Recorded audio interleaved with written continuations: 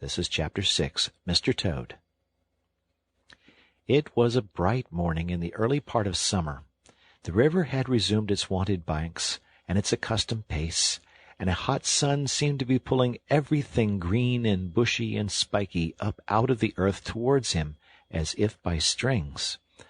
The Mole and the Water Rat had been up since dawn, very busy on matters connected with boats and the opening of the boating season, painting and varnishing, mending paddles, repairing cushions, hunting for missing boat-hooks, and so on, and were finishing breakfast in their little parlor and eagerly discussing their plans for the day, when a heavy knock sounded at the door. "Bother!" said the Rat, all over egg. "See who it is, Mole, like a good chap, since you're finished." The Mole went to attend the summons, and the Rat heard him utter a cry of surprise. Then he flung the parlor door open and announced with much importance, "Mr. Badger!" This was a wonderful thing, indeed, that the Badger should pay a formal call on them, or indeed on anybody. He generally had to be caught if you wanted him badly, as he slipped quietly along a hedgerow of an early morning or a late evening, or else hunted up in his own house in the middle of the wood, which was a serious undertaking. The Badger strode heavily into the room and stood looking at the two animals with an expression full of seriousness. The Rat let his egg-spoon fall on the tablecloth and sat open-mouthed. "The hour has come," said the Badger at last, with great solemnity. "What hour?" asked the Rat uneasily, glancing at the clock on the mantelpiece. "Whose hour, you should rather say," replied the Badger. "Why, Toad's hour, the hour of Toad. I said I would take him in hand as soon as the winter was well over, and I'm going to take him in hand today." "Toad's hour, of course!" cried the Mole delightedly. "Hooray! I remember now. We'll teach him to be a sensible Toad." "This very morning," continued the Badger, taking an armchair, "as I learnt last night from a trustworthy source, another new and exceptionally powerful motor car will arrive at Toad Hall on approval or return. At this very moment, perhaps, Toad is busy arraying himself in those singularly hideous habiliments so dear to him, which transform him from a comparatively good-looking Toad into an object which throws any decent-minded animal that comes across it into a violent fit. We must be up and doing ere it is too late. You two animals will accompany me instantly to Toad Hall, and the work of rescue shall be accomplished." "Right you are!" cried the Rat, starting up. "We'll rescue the poor unhappy animal. We'll convert him. He'll be the most converted Toad that ever was before we're done with him." They set off up the road on their mission of mercy, Badger leading the way. Animals, when in company, walk in a proper and sensible manner, in single file, instead of sprawling all across the road and being of no use or support to each other in case of sudden trouble or danger. They reached the carriage drive of Toad Hall to find, as the Badger had anticipated, a shiny new motor car of great size, painted a bright red, Toad's favorite color, standing in front of the house. As they neared the door, it was flung open, and Mr. Toad, arrayed in goggles, cap, gaiters, and enormous overcoat, came swaggering down the steps, drawing on his gauntleted gloves. "Hello! Come on, you fellows!" he cried cheerfully on catching sight of them. "You're just in time to come with me for a jolly... for a jolly... His hearty accents faltered and fell away as he noticed the stern, unbending look on the countenances of his silent friends, and his invitation remained unfinished. The Badger strode up the steps. "Take him inside," he said sternly to his companions. Then, as Toad was hustled through the door, struggling and protesting, he turned to the chauffeur in charge of the new motor car. "I'm afraid you won't be wanted today," he said. "Mr. Toad has changed his mind. He will not require the car. Please understand that this is final. You needn't wait." Then he followed the others inside and shut the door. "Now then," he said to the Toad when the 4 of them stood together in the hall. "First of all, take those ridiculous things off." "Shan't," replied Toad with great spirit. "What is the meaning of this gross outrage? I demand an immediate explanation." "Take them off him, then, you two," ordered the Badger briefly. They had to lay Toad out on the floor, kicking and calling all sorts of names before they could get to work properly. Then the Rat sat on him, and Mole got his motor clothes off him bit by bit, and they stood him up on his legs again. A good deal of his blustering spirit seemed to have evaporated with the removal of his fine panoply. Now that he was merely Toad, and no longer the terror of the highway, he giggled feebly and looked from one to the other appealingly, seeming quite to understand the situation. "You knew it must come to this, sooner or later, Toad," the Badger explained severely. "You've disregarded all the warnings we've given you. You've gone on squandering the money your father left you, and you're getting us animals a bad name in the district by your furious driving and your smashes and your rows with the police. Independence is all very well, but we animals never allow our friends to make fools of themselves beyond a certain limit, and that limit you've reached. Now, you're a good fellow in many respects, and I don't want to be too hard on you. I'll make one more effort to bring you to reason. You will come with me into the smoking-room, and there you will hear some facts about yourself, and we'll see whether you come out of that room the same Toad that you went in." He took Toad firmly by the arm, led him into the smoking-room, and closed the door behind him. "That's no good," said the Rat contemptuously. "Talking to Toad'll never cure him. He'll say anything." They made themselves comfortable in armchairs and waited patiently. Through the closed door they could just hear the long, continuous drone of the Badger's voice, rising and falling in waves of oratory, and presently they noticed that the sermon began to be punctuated at intervals by long-drawn sobs, evidently proceeding from the bosom of Toad, who was a soft-hearted and affectionate fellow, very easily converted, for the time being, to any point of view. After some 3/4 of an hour, the door opened, and the Badger reappeared, solemnly leading by the paw a very limp and dejected Toad. His skin hung baggily about him, his legs wobbled, and his cheeks were furrowed by the tears so plentifully called forth by the Badger's moving discourse. "Sit down there, Toad," said the Badger kindly, pointing to a chair. "My friends," he went on, "I am pleased to inform you that Toad has at last seen the error of his ways. He is truly sorry for his misguided conduct in the past, and he has undertaken to give up motor cars entirely and forever. I have his solemn promise to that effect." "That is very good news," said the Mole gravely. "Very good news indeed," observed the Rat dubiously. If only... He was looking very hard at Toad as he said this, and could not help thinking he perceived something vaguely resembling a twinkle in that animal's still sorrowful eye. "There's only one more thing to be done," continued the gratified Badger. "Toad, I want you solemnly to repeat, before your friends here, what you fully admitted to me in the smoking-room just now. First, you are sorry for what you've done, and you see the folly of it all." There was a long, long pause. Toad looked desperately this way and that, while the other animals waited in grave silence. At last he spoke. "No," he said, a little sullenly but stoutly. "I'm not sorry, and it wasn't folly at all. It was simply glorious." "What!" cried the Badger, greatly scandalized.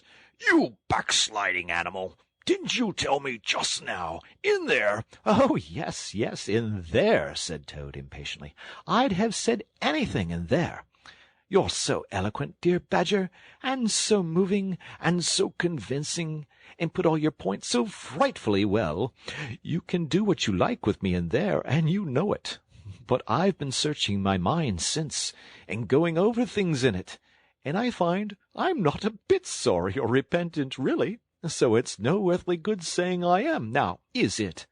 Then you don't promise, said the Badger, never to touch a motor car again? Certainly not, replied Toad emphatically.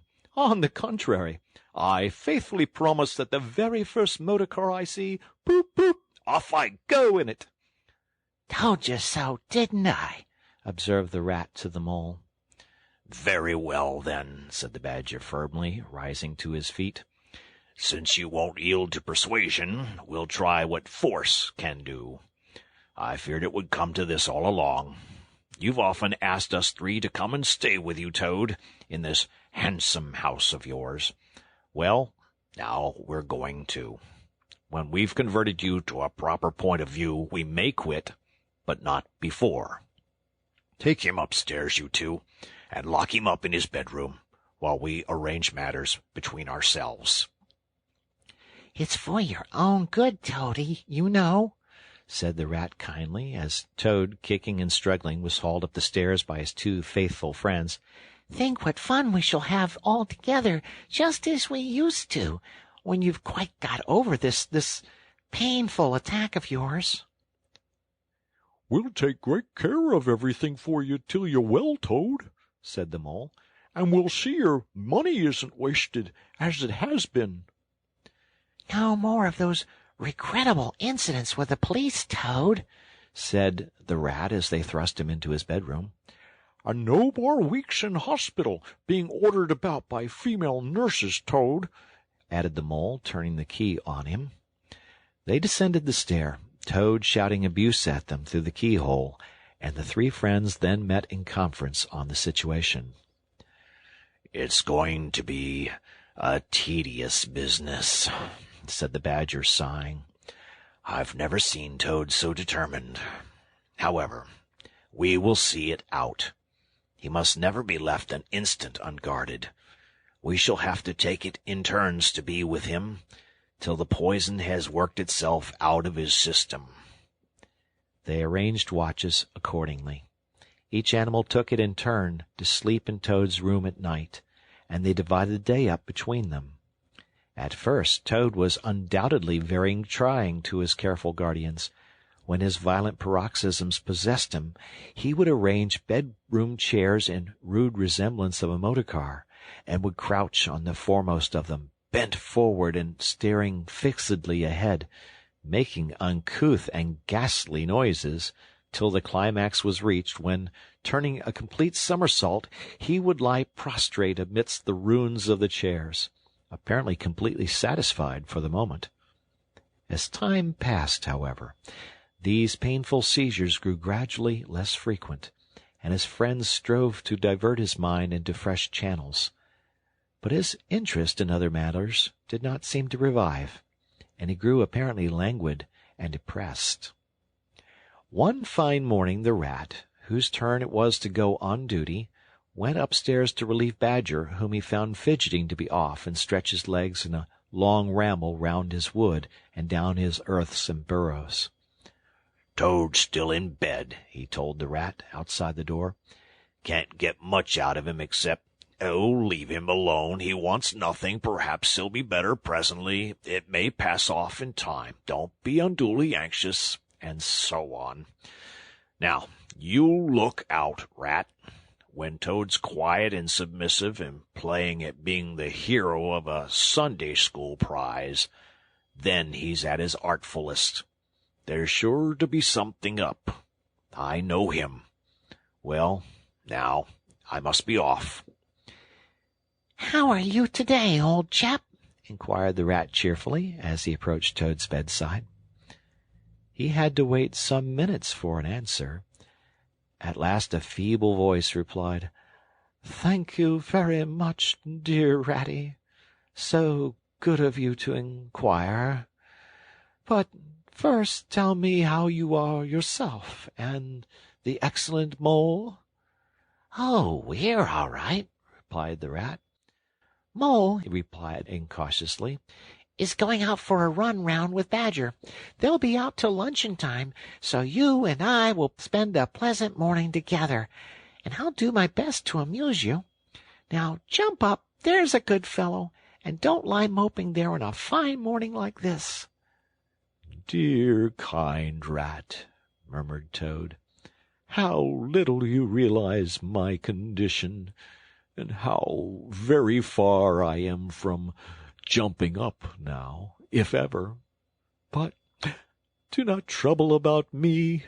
I hate being a burden to my friends, and I do not expect to be one much longer. Indeed, I almost hope not." "Well, I hope not, too," said the Rat heartily. "You've been a fine bother to us all this time, and I'm glad to hear it's going to stop. And in weather like this, and the boating season just beginning, it's too bad of you, Toad. It isn't the trouble we mind, but you're making us miss such an awful lot." "I'm afraid it is the trouble you mind, though," replied the Toad languidly. "I can quite understand it. It's natural enough. You're tired of bothering about me. I mustn't ask you to do anything further. I'm a nuisance, I know." "You are indeed," said the Rat. "But I tell you, I'd take any trouble on earth for you, if only you'd be a sensible animal." "If I thought that, Ratty," murmured Toad more feebly than before, "then I would beg you, for the last time probably, to step round to the village as quickly as possible. Even now it may be too late, and fetch the doctor.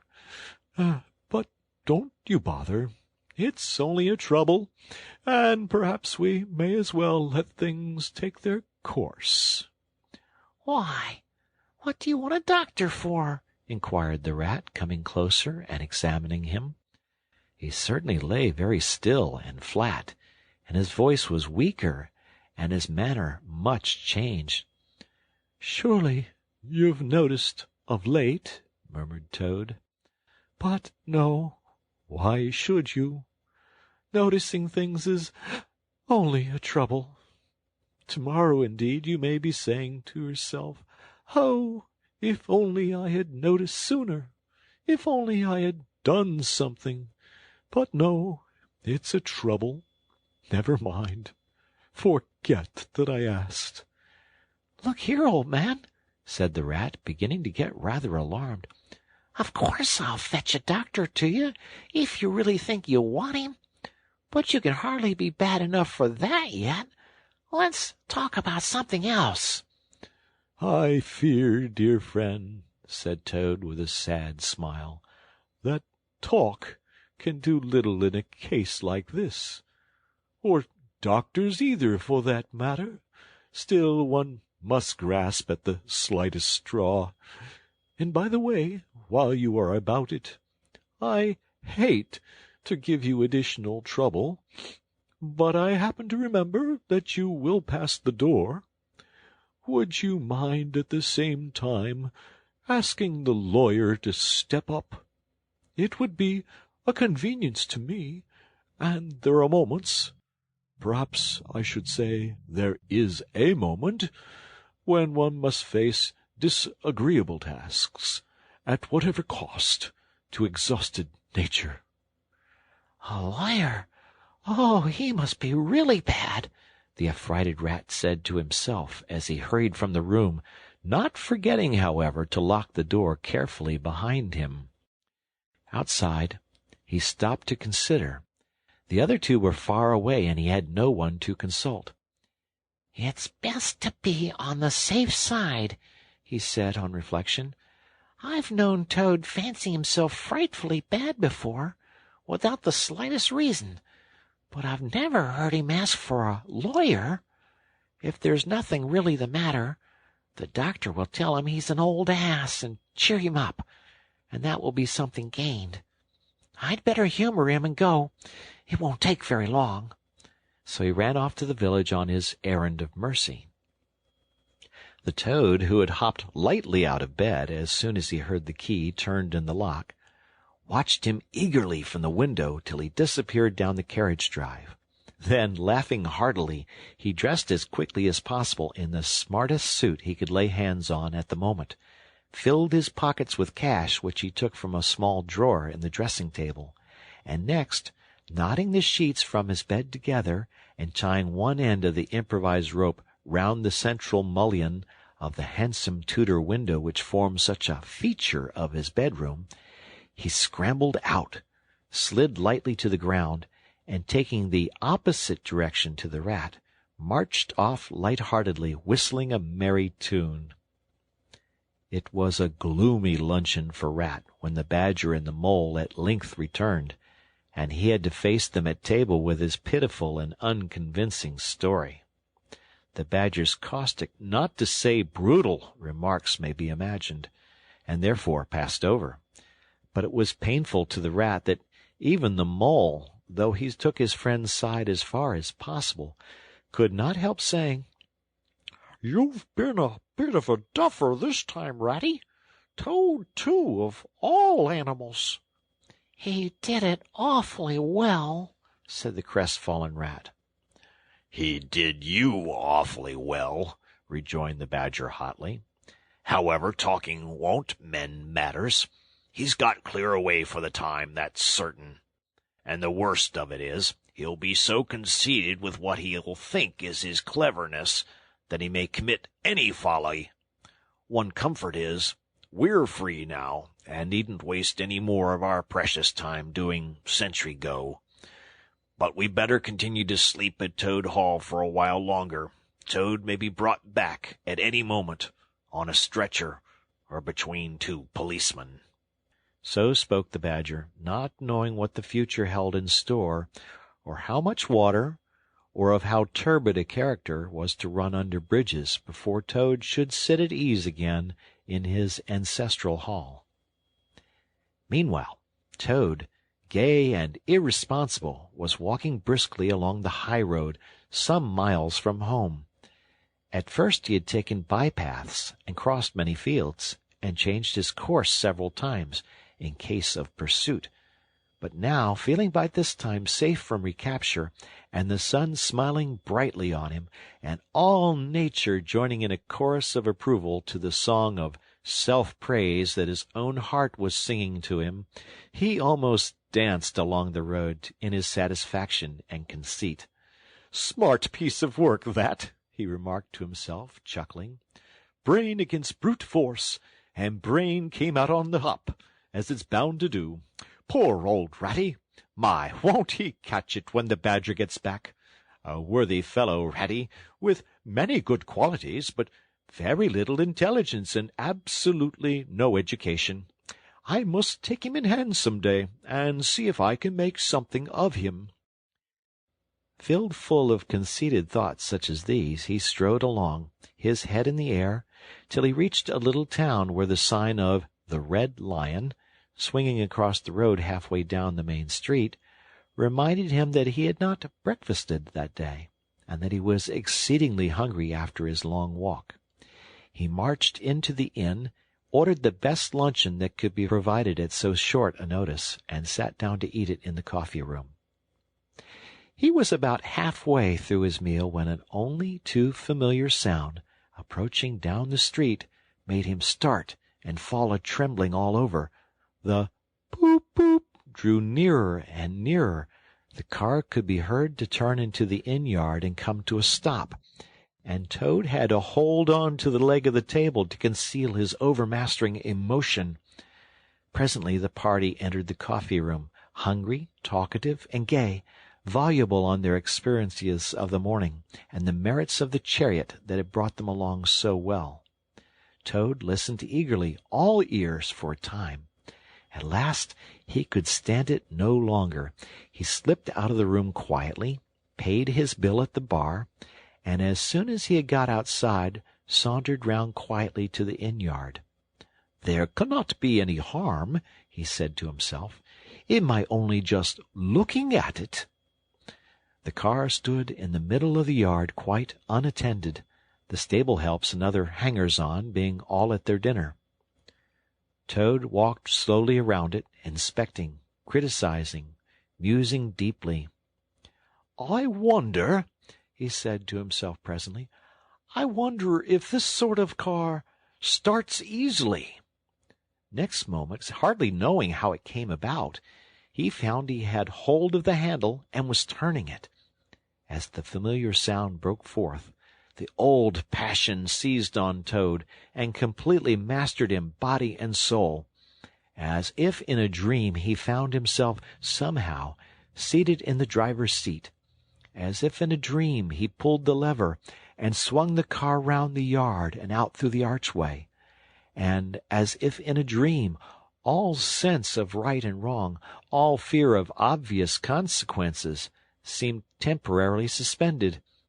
He increased his pace, and as the car devoured the street and leaped forth on the high-road through the open country, he was only conscious that he was Toad once more, Toad at his best and highest, Toad the terror, the traffic queller, the lord of the lone trail, before whom all must give way or be smitten into nothingness and everlasting night.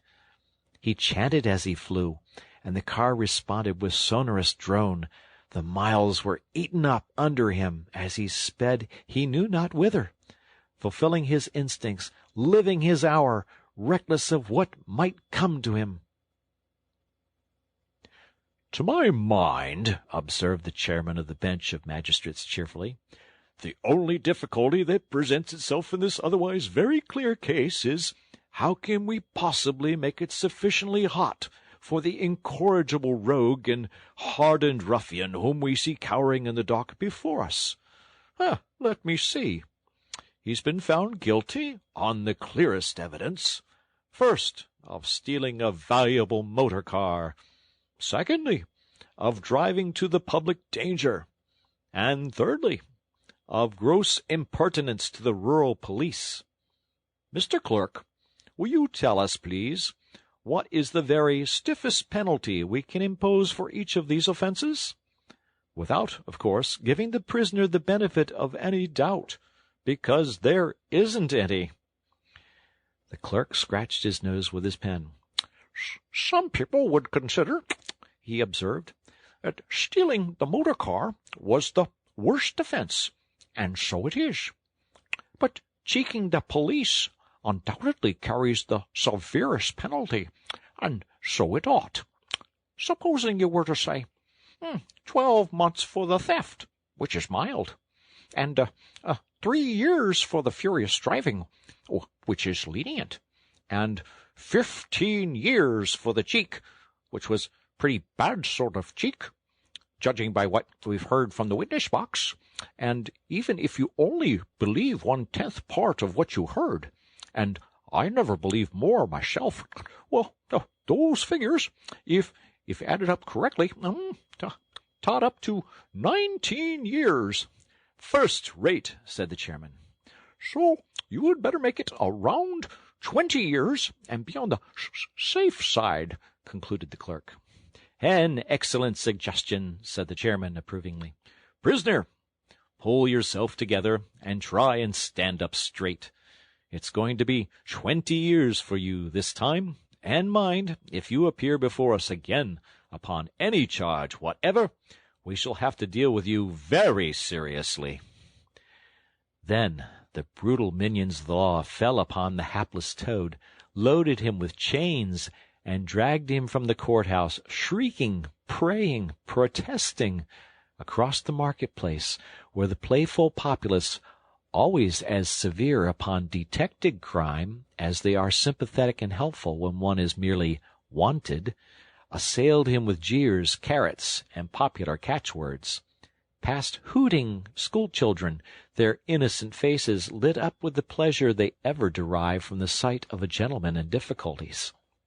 Across the hollow-sounding drawbridge, below the spiky portcullis, under the frowning archway of the grim old castle, whose ancient towers soared high overhead, past guardrooms full of grinning soldiery off duty, past sentries who coughed in a horrid, sarcastic way, because that is as much as a sentry on his post dare do to show his contempt and abhorrence of crime. Up time-worn winding stairs, past men-at-arms in casque and corselet of steel, darting threatening looks through their visors. Across courtyards, where mastiffs strained at their leash and pawed the air to get at him, past ancient warders, their halberds leant against the wall, dozing over a pasty and a flagon of brown ale.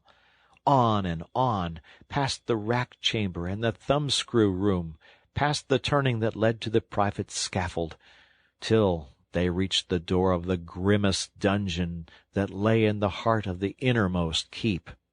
There at last they paused, where an ancient jailer sat fingering a bunch of mighty keys. "Oddsbodikins," said the sergeant of police, taking off his helmet and wiping his forehead. "Rouse thee, old loon, and take over from us this vile Toad, a criminal of deepest guilt and matchless artfulness and resource. Watch and ward him with all thy skill, and mark thee well, Greybeard, should aught untoward befall, thy old head shall answer for his, and a murrain on both of them." The jailer nodded grimly, laying his withered hand on the shoulder of the miserable Toad. The rusty key creaked in the lock, the great door clanged behind them, and Toad was a helpless prisoner in the remotest dungeon of the best guarded keep of the stoutest castle in all the length and breadth of Merry